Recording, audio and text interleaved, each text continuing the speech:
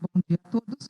Hoje estamos aqui com o nosso candidato a prefeito e o nosso vice-presidente Hélio Borges, representando a diretoria da Ciar e os nossos associados, juntamente com o nosso candidato a prefeito, Jefferson Peccori. Seja muito bem-vindo.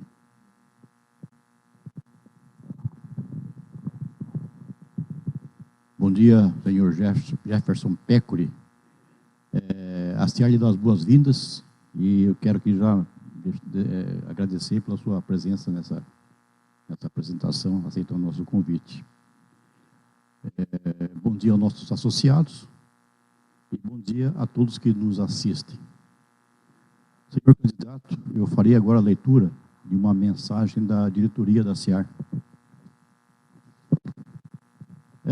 A Ciar é formada pela união de mais de 700 comerciantes e nunca importou-se com a cor da pele, religião ou visão política de cada um de seus associados. Pois seu único objetivo é representar e defender os interesses da classe que representa, sempre trabalhando em parceria com quaisquer que sejam os veios políticos dos poderes constituídos, objetivando sempre o desenvolvimento do Vale do Ribeira e da nossa registro, e da classe empresarial que essa associação representa. Com isenção exemplarmente nos seus mais de 50 anos de existência. Dito isso, candidato, eu passo para você a palavra para que durante 20 minutos você faça a exposição do seu plano de governo. Bom dia, seu Hélio. Bom dia, Valda. Bom dia aos presentes. Quero agradecer a presença da minha amiga e companheira de partido, Sandra Kennedy, aqui representando a nossa assessoria, e dar o bom dia a todos e todas que estão nos assistindo. Em primeiro lugar, quero parabenizar e agradecer o convite, dizer que numa democracia é fundamental que todos os setores, que podem também chamar de facções, se interessem por esse debate, porque a democracia não é um cheque em branco que a gente dá para um candidato. Muito pelo contrário, é uma conta que tem que ser muito bem calculada para que nesses 4 anos saia de acordo com o que foi dito na campanha, por isso a importância da campanha, dos debates, das entrevistas. Então, novamente agradeço o convite e parabenizo pela realização dessa série de entrevistas com 6 candidatos. A minha candidatura se dá no plano da necessidade de, pelo menos, 2 coisas urgentes. A gente colocar fim no que é uma série de políticas que não conseguiu desenvolver economicamente a cidade, que não deu conta das políticas sociais e que não fez de registro, com tudo possível para ser feito, uma cidade, um polo de educação. Então, começo aí dizendo que o nosso plano de governo tem um tripé muito claro, que aí vai ramificar para outras áreas. Desenvolvimento econômico, que é a geração de emprego, a preocupação com o micro e pequeno empreendedor, o dinheiro na cidade de registro, o polo educativo, porque sem uma educação de qualidade nós não vamos ter trabalhadores e qualificação para atingir esse objetivo, e nós temos hoje o pontapé foi dado e agora nós temos a condição de colocar em prática essa cidade educativa. E com isso, uma coisa que eu digo que não, o gestor, o prefeito não pode prometer, que é garantir o mínimo para que o trabalhador tenha saúde, para que o filho do trabalhador tenha uma educação de qualidade, para que a assistência social do município funcione e mitigue as consequências da pobreza, da desigualdade, que são as políticas, digamos, públicas sociais. Então, isso não pode ser uma promessa do gestor público, tem que ser uma realidade, tem que encarar isso como uma obrigação de governo. Agora, o desenvolvimento econômico, eu vejo que é uma opção política do grupo que assume a prefeitura. Tem grupos políticos que fazem a opção de enxergar que a cidade vai se desenvolver sozinha, sem a indução do poder público. E a gente sabe que o SEBRAE, que várias instituições que são muito sérias para o desenvolvimento econômico do país, elas, inclusive, reclamam que os municípios em cidades como a nossa, até 100 mil habitantes, têm um papel fundamental na medida em que ele é um grande comprador público, ele é um grande desenvolvedor de políticas econômicas a partir de sua ação social. Então, eu quero começar por aí. Do ponto de vista da geração de emprego, da geração de renda, nós queremos continuar com a Lei 914 de 2009, que foi aprovado no governo da minha colega Sandra Kennedy, uma lei espetacular, que é uma lei que garante incentivos para o desenvolvimento econômico da cidade. Por que essa lei é fundamental? Porque ela garante que, num período de 10 anos, a gente pode conceder incentivos fiscais para atrair médias e grandes empresas. Porque aí entra o diálogo. O incentivo à micro e pequena é fundamental. Mas a atração da média e da grande não deixa de ser importante na medida que, quantitativamente, elas geram muito empregos também. Então, nós vamos colocar essa lei embaixo do braço, a Lei 914 de 2009. A Sandra sempre disse que deu um trabalho enorme para aprovar, mas foi aprovada. Hoje é uma lei diferencial no todo o Vale do Ribeira. Se a gente procurar, não há uma legislação parecida. Garante 5% de vagas para jovens entre 16 e 24 anos. A gente sabe que aumentou recentemente o número de jovens que nem estuda e nem trabalha, a geração nem. E também as pessoas acima de 45 anos que têm uma dificuldade enorme na reinserção do mercado de trabalho. Se a gente observar este momento da nossa economia, né, a crise do coronavírus, a necessidade do lockdown e as consequências que isso trouxe para a economia, é fundamental a gente conseguir atrair. E por que eu acho que isso é possível? Não só porque a gente conseguiu trazer já o Boticário para cá, mas porque as empresas cada vez mais têm percebido a dificuldade de ficar nos grandes centros urbanos, tanto pelo preço, né, do transporte, pela questão da segurança, pelo preço da terra, a construção dos armazéns, mas também porque no Vale do Ribeira nós, nos últimos 15 anos, conseguimos, né, duplicar a ponte, conseguimos duplicar a BR, conseguimos uma série de sinergias econômicas que são muito atrativas. A nossa proximidade com Curitiba, com Sorocaba, com o ABC Paulista e com a própria São Paulo, nos permite aí que a gente possa entrar, e aí depende do gestor municipal, numa economia que a gente chama de economia do escopo, né, que é aquela que você está próximo das áreas de desenvolvimento econômico. Então, este é um sonho que a gente vai tentar realizar. No final do nosso governo com a Sandra, a gente quase trouxe o centro de distribuição da Magazine Luiza, que iam gerar 700 empregos diretos no nosso município. Não sei por quais razões o prefeito que seguiu a gestão não conseguiu trazê-la, mas o fato é que não conseguiu, e seria muito importante, porque segundo os dados do IBGE, olha que curioso, né? Se a gente conseguisse ter trazido a Magazine, nós iríamos gerar ao redor, né, aproximadamente 700 empregos. Segundo o dado do IBGE de janeiro de 2013 até dezembro de 2019, portanto, seu Hélio, eu não estou falando nem da crise econômica, estou falando ali do final de 2019, foram perdidos, a cidade de Registro perdeu 700 empregos. Então, é muita coisa para uma cidade de pouco mais de 55 mil habitantes. E se você pegar o Vale do Ribeira, o saldo é positivo. O saldo do Vale do Ribeira é positivo, apesar de Registro puxar para baixo, com 700 vagas de emprego perdidas nesses últimos 8 anos. Então, para mim é fundamental, porque o desenvolvimento econômico, por isso que é o tripé, ele não está separado, né? Se você tem inequidade econômica, se você tem desaceleração da economia, você vai ter aumento da pobreza, e a chance disso resultar em aumento da criminalidade e aumento da violência é muito clara. Então, quando a gente fala que só a polícia não vai resolver o problema da violência, é isso que a gente quer dizer. A violência, o tráfico, o número de jovens perdidos para o tráfico no Brasil tem muito a ver com a falta de oportunidades econômicas e com o desenvolvimento econômico.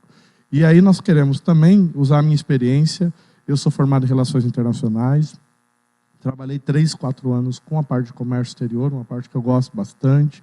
Fui procurar especialização na Espanha, fui procurar especialização no Chile, fui convidado para representar o Brasil no Fórum de Desenvolvimento Econômico Sustentável nos Estados Unidos, em Nova York, na ONU, e representar o Brasil na Rússia. E nesses locais pude aprender políticas públicas, porque se a gente não foi por acaso que eu escolhi essas regiões, né? O sul da Rússia, a Crimeia, é uma região muito pobre, muito parecida com o que a gente estabelece, que é o Vale do Ribeira, digamos, o deserto do estado de São Paulo. A mesma coisa do sul da Espanha, onde eu estive, que é a região da Andalucia, que eles receberam as chamadas políticas de coesão social da União Europeia. E em Nova York eu pude expor algumas das minhas ideias para isso acontecer. O Chile é a mesma coisa, é um experimento econômico na América Latina muito diferencial, porque diminuiu o tamanho do Estado na economia, e pude perceber o que isso trouxe de positivo, o que isso trouxe de negativo. E percebendo isso, que eu tenho uma ideia que eu acho que pode dar muito certo, em virtude do que eu já expus no primeiro ponto, que é a questão da gente trazer um porto seco para Registro. Muito parecido com a ideia da gente ter um CD, né, um centro de distribuição. O Porto Seco vai utilizar essa proximidade que a gente tem com o Porto Santos. A característica principal do Porto Santos, que é não tem espaço para containers mais no Porto Santos. Então, para você deixar um container lá por 3 dias, você paga, às vezes, se é um container de frango que é refrigerado, 15 mil reais. Se você consegue trazer esse container para cá e diminuir que seja em 40% o preço, isso se torna muito mais competitivo para o exportador deixar o container aqui, uma área como a Expo Vale hoje, né? Que o meu objetivo é que a gente retorne isso para a prefeitura, porque há indícios muito grandes de corrupção na venda da Expo Vale, retorne isso para a prefeitura e a prefeitura trabalha ali com a ideia de fazer grandes galpões, grandes armazéns, para conseguir desenvolver a partir da lei que pode trazer para a gente o Porto Seco, um grande centro de desenvolvimento de emprego e renda. Imaginem os restaurantes, os serviços, os hotéis, as borracharias, quanto serviço econômico ia ser induzido com a vinda de um Porto Seco. Este é um sonho, então, trazer empresas de curto prazo, um Porto Seco curto a médio prazo, e um outro sonho que é fazer em registro uma ZPE, que é uma zona de processamento para exportação. Para facilitar, seria como a Zona Franca de Manaus em registro. Isso vai levar um pouco mais de tempo, então estou sendo razoável, uma promessa de médio a longo prazo. E isso não me preocupa, porque eu acho que o prefeito não tem que pensar em fazer tudo no seu mandato. O prefeito não é o dono da cidade, ele recebe a responsabilidade de ser um indutor da cidade, de cuidar das políticas sociais e desenvolver a cidade durante 4 anos. Mas os projetos devem ser, inclusive, para mais de 4 anos.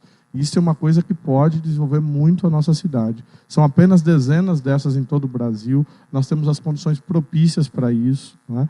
Que é uma área próxima ao porto de exportação, próximas às grandes áreas de insumos, como São Paulo, e eu acredito colocar esse projeto embaixo do braço e ir atrás dos recursos. Mas o senhor ainda pode me perguntar, como é que você vai fazer no dia 1º de janeiro para gerar emprego, Jefferson? E nós estamos convencidos, nós fizemos mais de 20 reuniões, nosso plano de governo foi aberto, participativo e democrático. A ideia da gente usar os gastos públicos da prefeitura para colocar a nossa economia municipal em desenvolvimento.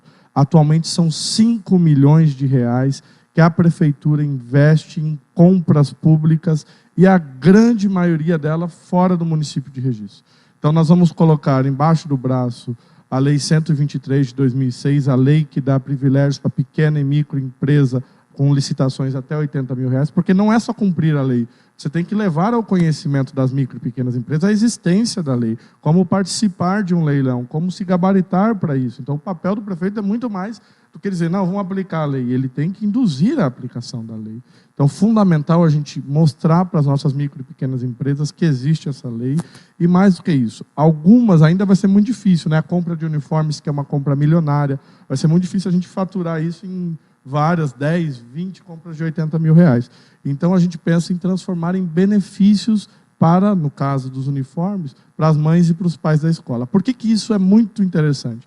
Porque com os benefícios a gente pode cadastrar, por exemplo, as costureiras, as mulheres que são costureiras MEI, as cooperativas, e com um cartão de uniforme escolar, como já é feito em Salto, como já é feito em Votorantim, em várias cidades do interior gaúcho e do interior do Ceará, nós vamos fomentar que nós vamos no pequeno e comprar deles. São 6 mil uniformes só da educação. A gente não está falando nem dos uniformes da saúde, nem dos uniformes das merendeiras, nem do desenvolvimento agrário. Então, vejam o potencial para a gente empregar, e que eu digo, isso é fundamental para a gente desenvolver a nossa cidade, para a gente acabar com a violência, para a gente acabar com a desigualdade social. Então, fazemos isso e para as outras áreas. Por exemplo, cesta básica. Como é que ocorre hoje a cesta básica? Uma licitação, geralmente as empresas das grandes cidades, por estarem próximos dos transportadores e tal, têm vantagens e oferecem melhores preços. Então, agora acabou de sair uma compra de 600 mil reais, que serão os kits escolares, que foi uma lei aprovada, enquanto eu fui assessor da vereadora Sandra, escrevemos juntos a lei, e essa lei foi aprovada, que obriga, durante a pandemia, que o governo distribua comida para as crianças que frequentam as escolas. Essa compra é feita fora. Então, imagina que são 600 mil reais que vão para fora de registro, e se a gente transformasse num benefício, o pai e a mãe podiam ir na mercearia lá na Vila Nova, na mercearia lá no Arapongal, e comprar uma lista de produtos que a gente vai cadastrar, para não ter produtos alcoólicos, para não ter cigarro, e isso vai gerar uma economia que não fica na cidade. Com isso, a gente vai conseguir acumular mais impostos. Com isso, de repente, o mercadinho lá vai contratar um repositor, um novo caixa, ou aumentar o salário do que estão lá. Então, isso vai gerar uma sinergia, um círculo virtuoso muito importante para a nossa economia. E não é pouco dinheiro, é 5 milhões de reais. Se a gente pegar uma estimativa bastante conservadora, cada 1 milhão de investimento público em compras, você tem aí de 25 a 50 empregos que podem ser gerados. Nós estamos falando de uma possibilidade de geração de emprego, só com isso, de até 250 empregos. Não é uma coisa pouco importante, é uma coisa muito importante e muito fácil de ser feita, que a gente pode estabelecer com critérios, com a participação da CIAR, com a participação dos pais, da mãe, da sociedade local, para o desenvolvimento econômico. E aí eu queria entrar, porque faltam 7 minutos, nas demais políticas, que o desenvolvimento econômico é a política que gera emprego, mas precisa que as outras funcionem. O trabalhador doente não vai conseguir trabalhar. Por isso que a gente precisa que a saúde pública funcione. E nós temos um problema enorme aqui, tanto com relação ao combate ao coronavírus, quanto com relação à nossa saúde básica hoje na cidade de Registro. Nós não temos efetivamente uma política de educação e fiscalização com relação às medidas do coronavírus, e mais do que isso, na exata medida em que não se centralizou, nós temos 4 UBSs, né? As outras são postos de saúde da família. Você tem unidades que são mais complexas, tem especialistas, como ginecologistas, etc. e tal. Só um minuto.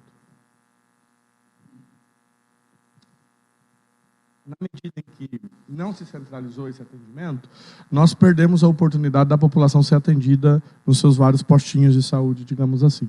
O que a gente defende imediatamente quando a gente assumir, e não vai ter a vacina para janeiro, a vacina, na melhor das hipóteses, virá em abril ou em maio, se o governo federal decidir comprar, e uma coisa que eu quero dizer depois é que nós temos leis federais que permitem que o município faça isso a partir da paradiplomacia, sem a intermediação do governo federal. A gente pode depois detalhar como isso pode ser feito, mas na melhor das hipóteses é abril, mesmo que o município compre sozinho essas vacinas. Então nós vamos ter que centralizar para os postinhos voltarem a funcionar. E se tem gente aí com pneumonia que não está tendo um acompanhamento, gente com pressão alta que não está tendo um acompanhamento, gente com diabetes, é o trabalhador do comércio, que muitas vezes sofre dessas doenças crônicas, que não está tendo acompanhamento por falta de uma organização da saúde. Nós temos que lutar para ter equipes de bloqueio ou brigadas de saúde, como a gente preferir falar, para ir naquelas áreas onde tem mais casos, você identificar a família, fazer o que a gente chama aí do censo, né, de entender de onde veio o contato, do inquérito. Então nós precisamos dessa capacidade e nós não temos hoje, por falta de iniciativa da nossa Secretaria de Saúde. E isso é muito claro que a gente vai ter que colocar em prática. Dos postinhos, as mesmas coisas. As agentes comunitárias estão em número suficiente e são o principal elo entre a saúde e essa população que é atendida no bairro, porque ela vai saber quem foi na UPA e passou e está tendo um atendimento em casa. E hoje, como a gente não tem o número de agentes comunitários suficiente, o que acontece? Elas não conseguem dar conta do trabalho delas, que é ir fazer essa identificação, e ficam fazendo trabalho administrativo, entregar a data do consulta, remarcar, que não é o trabalho da agente comunitária de saúde. Não é, por exemplo, também fazer o trabalho do agente de endemias, que a gente não tem. Então, há uma falta de organização muito latente no que diz respeito à atenção básica. A gente precisa trabalhar com a ideia de estender os horários dos postinhos durante a pandemia, para não acumular, então, hora marcada para ser atendido, atender até as 9 horas da noite, para não ter gente com risco de ser contaminada. A gente precisa de soluções e modernidade.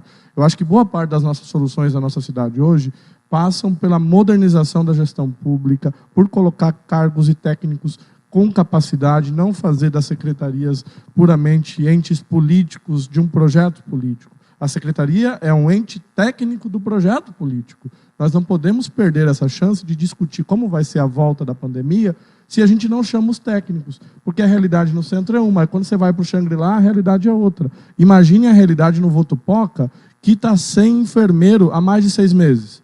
Imagine a realidade no Arapongal Oeste, que está sem médico há vários meses. Então, é uma realidade muito dura para você dizer, vamos reabrir o atendimento para todo mundo da mesma maneira. E não é assim que a gente pensa que deve ser feito, e a gente vai colocar em prática medidas de escutar, principalmente aquele que está na ponta e sabe o que está acontecendo no seu território. A educação é fundamental, porque a gente precisa de uma cidade que tenha vagas em creche para a mãe que trabalha. Mesmo a mãe que não trabalha, ela tem uma função muito importante no lar, né? Tem alguns países até que estão pagando salário mínimo para as mulheres do lar, como é o caso do Equador, alguns países da Europa. Eu não vou dizer que a gente vai fazer isso, que a gente não tem saúde econômica para isso. Seria o ideal. Mas a gente precisa entender que a creche é o direito da criança, é o direito do desenvolvimento psicossocial da criança. E nós não geramos, e agora eu falo muito sério porque eu tenho uma filha de 2 anos, ficou 6 meses esperando para entrar na creche municipal, nós não geramos, Hélio, uma vaga em creche nos últimos 8 anos. Caímos, inclusive, quase em centena de vagas nos últimos 8 anos. Nós fechamos 13 escolas municipais e abrimos um presídio. Então, eu defendo que essa cidade educativa seja a cidade da educação básica, a cidade do ensino médio. A gente tem que atuar para o município voltar a ser um comprador da merenda escolar com força, porque aí a gente vai ajudar o desenvolvimento do pequeno agricultor lá no campo, para ajudar ele a ficar no campo, não vir para a cidade, não atolar as nossas zonas periféricas, não ficar desempregado, gerar emprego e sinergia no campo. Então, muito importante a gente voltar a comprar. No final do nosso governo com a Sandra, a gente comprava 70% dos recursos da merenda escolar dos pequenos agricultores. Nós caímos para 30%, 40% nos últimos anos. Então, foi uma perda enorme de capacidade de compra da prefeitura, naquele mesmo esquema que eu falo de indução daqueles 5 milhões que a gente tem.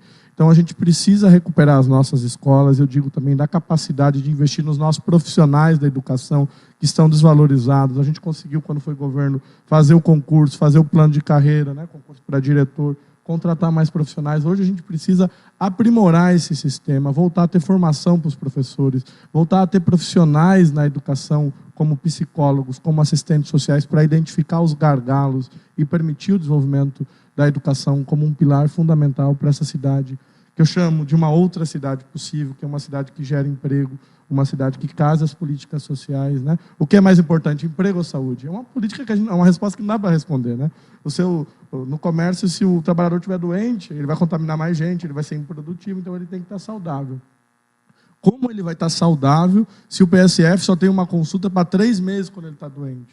Não é possível a gente continuar. E eu digo, é muito efetivo a gente contratar mais agente comunitário, não é caro, e sei de onde a gente pode tirar dinheiro. Tem contratos aí milionários.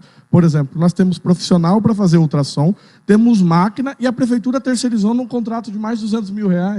O conserto de carros. Tem uma ambulância na cidade, mas a gente gasta mais de R$300 mil concentrados em uma oficina todo o tempo. Então, a gente tem de onde tirar. Outro exemplo, ali na UPA, está lá um container para atender, é R$600 mil, só tem um enfermeiro que é da própria UPA e um médico. Então tem muito lugar de onde a gente pode tirar recursos para promover o desenvolvimento econômico, e eu acho que se a gente conseguir colocar aquela ideia dos 5 milhões, nós vamos conseguir também gerar impostos para a prefeitura ter capacidade de investimento. Eu agradeço muito o tema e o tempo de apresentação. Ok, candidato. Bom, as regras, né, dessa apresentação, que foram aprovadas pelos assessores de cada candidato, não prevêem que me manifeste sobre a apresentação. Então, passaremos já às perguntas, né, que foram enviadas pelos nossos associados e selecionadas pela diretoria da CIAR. Primeira pergunta. Na hipótese de você ser eleito, estará assumindo a prefeitura em um momento de crise, que mexe com o bolso das famílias e, consequentemente, interfere na arrecadação das prefeituras, pois as pessoas compram menos, consomem menos e pagam menos impostos. Como pretende compor as contas para cobrir os gastos e obrigações da prefeitura e ainda fazer investimentos? Qual a sua proposta inovadora para registro? Obrigado pela pergunta, seu Hélio. Essa pergunta me dá mais oportunidade de falar. São 3 minutos? 2 minutos. Então, nós precisamos recuperar a capacidade da prefeitura ser a grande compradora do município. São 5 milhões de reais, como eu disse, durante o plano de governo, que a gente pode investir na cidade imediatamente e gerar uma quantidade de empregos que vai, inclusive, começar a dialogar com os empregos que a gente perdeu entre 2013 e 2019. Mais importante do que isso é a gente casar a indução econômica com o cuidado ao trabalhador que está desempregado e vai ser empregado com o nosso programa de desenvolvimento econômico. Então, nós queremos, com isso, dizer que a gente vai ter investimento garantido, não vamos esperar cair do céu o dinheiro, ou cair de Brasília, ou cair de São Paulo capital. Nós temos esse dinheiro no bolso, são 5 milhões de reais que a prefeitura tem que tomar coragem e investir no próprio município para gerar emprego, para fomentar. 60% dos empregos no Brasil estão na micro e pequena empresa. Então, não adianta a gente sonhar. É claro que eu quero trazer uma grande empresa, porque vai gerar 400, 500 empregos diretos. Mas o emprego que garante a sobrevivência da maior parte da população é o emprego da micro e pequena, e eles estão quebrando. Nós precisamos correr atrás, com parcerias, seja com bancos estatais, seja com bancos privados. A prefeitura pode fazer esse papel para ajudar aquela pequena e média empresa que está quebrando. Então, ao mesmo tempo que a gente vai fomentar esse investimento de 5 milhões, a gente vai garantir aí, investindo aqui, que o imposto fique aqui. Isso vai atenuar a nossa queda de arrecadação já prevista para os próximos anos. Ao mesmo tempo, se a gente olhar os índices do Fundeb, os índices das transferências para a saúde, não há queda acentuada de transferências da União, e a gente sabe que boa parte desses recursos vem da União. Então, nós precisamos utilizar, como eu disse, no caso da saúde, com mais responsabilidade. Cada contrato terceirizado, a gente precisa ter uma responsabilidade enorme, que é uma chance de induzir as empresas privadas, mas, ao mesmo tempo, pode ser uma grande chance de escoar aí parte do dinheiro público. Investimento público, cuidado com os contratos terceirizados e procurar aí investimentos no Porto Seco, empresas centro de distribuição, é o meu objetivo de investimento para gerar emprego e renda e registro. Segunda pergunta. Qual é a sua proposta de saúde para registro e quais os planos para manter o sistema e conter a pandemia do novo coronavírus controlada no município até a chegada da vacina? Quais serão as primeiras ou principais ações nesse sentido? Considerando o sacrifício e a dificuldade dos munícipes em relação a um plano privado, plano de saúde privado, em que os mesmos dependem de atendimento do SUS, quais as melhorias pretende realizar para que seja agilizado o atendimento, o agendamento e a realização de consultas? Primeiro, falar em saúde me dá a oportunidade de falar que a saúde não atua sozinho. Por exemplo, para ir no hospital, para ir no postinho de saúde, você precisa de transporte. Nós temos hoje uma dificuldade enorme com o transporte. A empresa não está cumprindo os termos do contrato assinado em 2017 e muitas consultas são perdidas. Então, você imagina, a gente espera um tempão para a consulta, não tem transporte para ir na consulta, não tem ambulância para gerar a gente. A mesma coisa do esporte, né? Quanto mais a gente fomentar esporte nas crianças, menor a chance de ter diabetes, de ter pressão alta, que são as doenças crônicas. A gente precisa começar por aí, entender que a saúde não trabalha sozinha. A saúde está altamente conectada com o lazer, com o direito ao transporte, com o direito ao esporte, com o direito à cultura. E nós queremos fazer essa cidade. E aí o reflexo a gente vai ver na saúde. E como eu disse, a saúde passa no plano do coronavírus, centralizar os atendimentos para desafogar os postinhos, aumentar a educação, ensinar as pessoas como se protegerem, fazer a fiscalização devida e garantir aí que a gente tenha uma equipe robusta nos postinhos de saúde. Como eu disse, boa parte dos nossos territórios, principalmente as zonas rurais, estão sem o agente comunitário, que é a principal peça para a gente evitar que o postinho fique lotado. Este é o item que falta hoje na saúde, que a gente chama da reteritorialização, né, de redistribuir os postinhos segundo os bairros. E muitos bairros não têm agente comunitário para fazer o seu trabalho. Então, aquela pessoa que poderia estar sendo, né, acompanhada em casa, vai para o postinho querer ser atendida. E aí aumenta a fila de espera para o postinho e aquela pessoa que tem uma doença menos grave que precisa ser atendida, não vai ser atendida. Outra coisa é que a UPA não foi, na nossa concepção, criada para ser emergência e urgência. Ela é para ser emergência, não é para ser que a pessoa que está com uma fratura exposta e precisa de uma operação. Não tem centro cirúrgico na UPA, então ela tem que ir para o São João. Na medida em que a gente organizar isso, nós vamos conseguir redistribuir e desafogar a UPA. Terceira pergunta. Como pretende incrementar o setor do turismo para atrair mais visitantes e empreendimentos para a nossa cidade? Quais os parceiros e o apoio irá buscar para executar esta ação?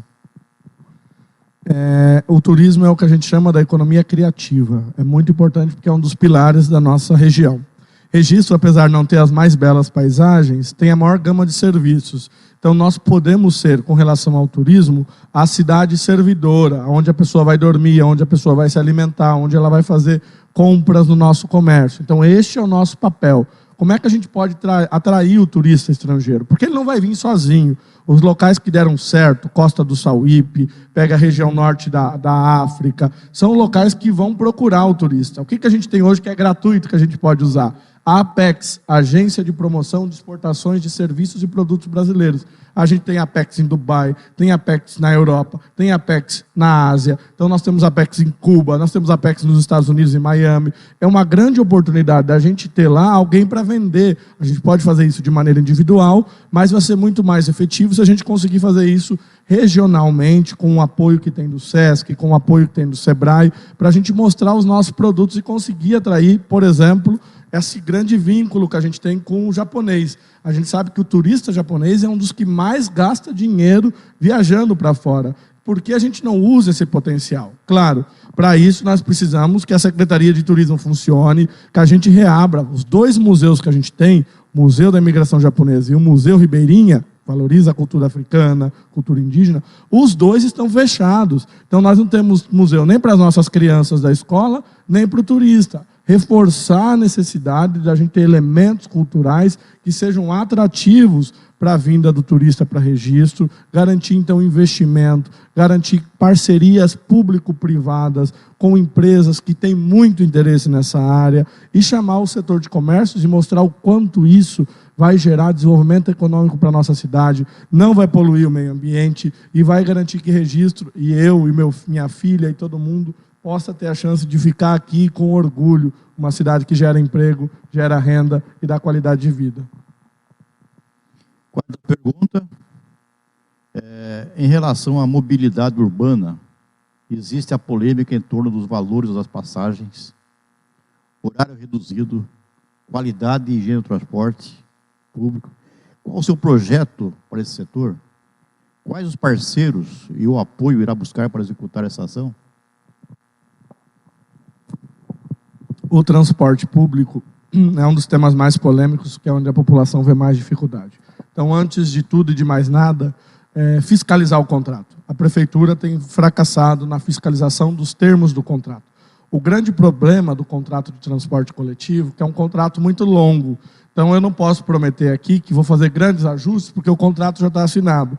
O que eu posso prometer é que se a prefeitura não estiver e não está fazendo a fiscalização e a empresa não está cumprindo, nós vamos entrar na justiça para que seja garantido o direito ao transporte, principalmente aí para os bairros mais periféricos. Os ônibus não passam pela UPA. Então, um trabalhador que está doente e não tem transporte individual, e ele mora, por exemplo, no nosso teto, o ônibus vai deixar ele aqui perto do prédio, e ele vai ter que ir lá, seja que ele esteja com cálculo renal, uma dor aí na barriga, vai ter que andar quase 1 quilômetro para chegar na UPA. Que condições ele vai andar para isso? Então, nós precisamos com urgência, nós precisamos de um transporte coletivo que garanta a gratuidade para quem esteja desempregado. A pessoa está desempregada, ela vai gastar quase R$10 para vir na cidade deixar o currículo. Se ela vir 4 vezes por semana, ela vai gastar R$40. Ela vai deixar de comer arroz, de comprar carne, para vir na cidade entregar currículo. A gente precisa colocar isso no contrato, garantir gratuidade para quem está desempregado, garantir que os jovens, no final de semana, tenham direito à cidade, porque o jovem pobre das periferias não consegue, vir no SESC. O SESC, que é uma grande coisa que a gente conseguiu trazer com a Sandra para cá, ele não consegue se deslocar, ter acesso ao teatro, ter acesso à televisão. E aí ele fica com acesso ao quê? Fica com acesso ao traficante do bairro dele, que vai pagar uma grana para ele ajudar. Então nós temos que entender que a nossa falta de ação significa a ação daqueles tipos de governo paralelos, né? Porque hoje a criminalidade é uma facção, é quase um governo paralelo. Precisamos atuar nesse sentido, revisar os termos do contrato, entrar na justiça quando for necessário e, principalmente, garantir que o transporte é direito do trabalhador, da trabalhadora e de todo cidadão da cidade de Registro. Quinta e última pergunta. Você tem 3 minutos para responder essa pergunta. Para concluir a nossa entrevista, porque o senhor é a melhor opção de candidato para registro. Afinal, será prefeito da maior cidade do Vale do Ribeira. E qual a proposta para o comércio e futuras parcerias com a ACIAR? Eu sou o Jefferson Pécori e eu quero ser prefeito dessa cidade de todo jeito. E a ACIAR vai ser fundamental. Conforme eu disse, se a gente conseguir colocar em prática as compras do governo na cidade de Registro, eu sei que a ACIAR já tem um cartão social que chama Crédito. E isso vai ser fundamental se a gente conseguir afunilar os laços e mostrar o quanto isso já vai ampliar, porque você já tem estabelecimentos cadastrados, vocês vão conseguir expandir esse cartão para os beneficiários e a gente vai conseguir já dinamizar. Imaginem para 2021 a gente já conseguir fazer 6 mil uniformes, tirar todas as mulheres, principalmente que é um setor que abriga muitas mulheres, né, da violência doméstica porque não tem autonomia econômica, de fomentar a renda na família, com a parceria com o ACIAR, nós queremos que isso já está balizado e a gente sentar e ter iniciativa do poder público. Que não pode a prefeitura não fazer, demorar 7 meses. Em 7 meses a prefeitura entregou 2 cestas para as famílias e às vezes nem são os itens que a família precisa. Então é uma arrogância do poder público que acha que entende e gasta os R$98 da cesta da maneira como acha plausível e fora do município. Não gera imposto, não gera emprego aqui. Então a ACIAR vai ser fundamental nisso. Eu tenho 31 anos, posso parecer jovem, mas nós tivemos na década de 90 um prefeito tão jovem quanto eu, que é considerado por muitos um bom prefeito. Mais do que isso, nós temos a chance de ganhar, porque essa é uma eleição bastante multipolar. Nós temos 6 candidatos, então não é uma eleição polarizada. Então o jovem Jefferson quer ser eleito para a gente ter chance em Registro de construir uma política duradoura, moderna. Eu peço sua oportunidade para a gente trazer a modernidade para Registro. Nós estamos deixando a oportunidade passar. Temos o Instituto Federal, o SENAC, a Lei 914 de 2009 de incentivos fiscais, temos a Lei da Micro e Pequena Empresa, a 123 de 2006, e nós não colocamos isso embaixo do braço para procurar investimentos. É uma pena o que a gente está fazendo com a cidade de Registro. Eu sou de Registro, tive a oportunidade de estudar fora com o ProUni, tive a oportunidade de fazer mestrado e doutorado com bolsa do governo, fui convidado para estudar na Espanha, onde aprendi política pública, no Chile, me sinto qualificado, participei do Conselho Municipal de Saúde e entendi o que a gente está precisando para a saúde. Participei de uma associação de crédito solidário, a gente dava crédito solidário para pequenos empreendimentos, como produção de chips de banana, lanches, como é o caso do Japa Lanches, para confecções, o caso aí do Novo e Velho Jeans. Então, nós temos o conhecimento. E eu estive junto nesses últimos 4 anos, quando eu regressei. A minha filha estuda na creche pública. Eu acho que o gestor tem que entender o que falta no serviço público, que é o que a maioria precisa saber. Então, eu me sinto preparado tecnicamente, preparado do ponto de vista da realidade, e eu acho que nós temos um grande trunfo para voltar a governar Registro. O governo da nossa ex-prefeita Sandra foi um governo excepcional, gerou emprego, desenvolveu a cidade, desenvolveu a educação e gerou oportunidades para o futuro. É por isso que eu quero ser o prefeito de Registro este ano, para os próximos 4 anos. Ok. Bom, já partindo para o encerramento dessa apresentação, candidato, você tem 3 minutos para considerações finais.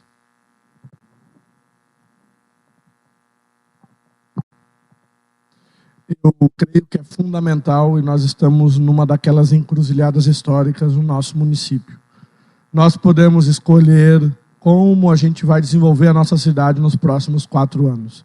Se a gente vai continuar deixando a inação, a falta de propostas, pois não estou escutando de nenhum, e todos os candidatos assinaram com o Sebrae o termo dizendo que o município vai fazer compras públicas. E não estou vendo nos debates esse termo sendo colocado em prática, a não ser por nós. Então, quero nesses próximos 4 anos, colocar um plano de investimentos na nossa cidade, modernizar a nossa economia, trazer para cá setores importantes que a gente conseguiu. Hélio, nós conseguimos trazer engenharia da automação para o Instituto Federal. Nós podemos muito atrair empresas de empregos, com salários maiores para cá em números bastante elevados. Então, nós temos que acreditar que nós temos uma oportunidade de eleger um prefeito jovem, um prefeito que viajou para estudar, fui me qualificar, não fui passear em Paris em férias, não. Eu fui na Europa estudar, fiquei 1 ano rolando duro. Se não fosse aprovado, tinha que devolver o dinheiro para o governo federal. Então, eu tenho muito orgulho dessas oportunidades, tenho muito orgulho da equipe que a gente está formando. Em cada área, nós temos um bom número de técnicos que está descontente, como eu falei, com a saúde, com a educação, com a assistência social. Eu não vou dizer os nomes aqui, porque a chance deles serem perseguidos assim que eu revelar o nome deles é muito grande. Mas, para você ter uma ideia, nós temos um plano de governo robusto, com 20 reuniões, 200 pessoas participando. Eu desafio que candidato teve um plano de governo tão robusto como o nosso. Nós escutamos os jovens, escutamos os idosos, escutamos os empresários, escutamos as pessoas desempregadas, e nós estamos bastante convencidos.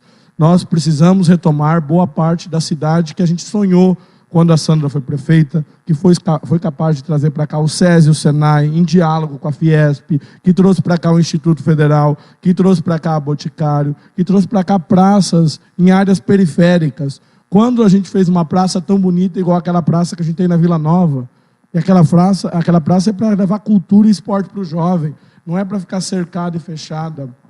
A gente tinha internet nas praças públicas para tirar o jovem do gueto, mas não, a gente pôs fim em todas essas políticas. Me parece que o objetivo principal das políticas dos últimos 8 anos foi prejudicar o empresário, porque a gente viu que o prefeito fechou a cidade sem nenhum plano para retomar o desenvolvimento econômico. Então, um prefeito que é empresário, que poderia ter feito muito mais. Então, nós acreditamos que continuar nesse projeto que teve nos últimos 8 anos não é a saída para a cidade. Tem a opção que diz que é renovação, mas a renovação precisa de proposta concreta para desenvolver. Não pode ser um cheque em branco. Nós temos história, já governamos a cidade, fizemos muito. Nós temos presente, estivemos na Câmara e aprovamos leis fundamentais para o gestor público, e nós temos futuro, e eu acho que o futuro é Jefferson Pécori prefeito, com a juventude, com a experiência e com a renovação que Regis precisa. Ok. Candidato, quero aqui mais uma vez agradecer a sua presença aqui, que atendendo o nosso convite, né, vem fazer, expor o seu plano de governo. Queria dizer que, com certeza, este é um momento político de grande importância para o nosso município.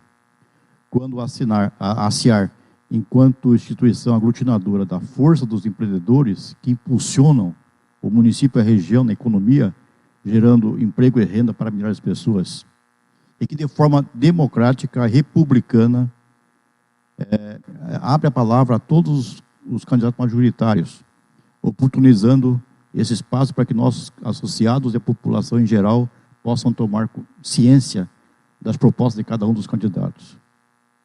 Candidato, sucesso na sua jornada.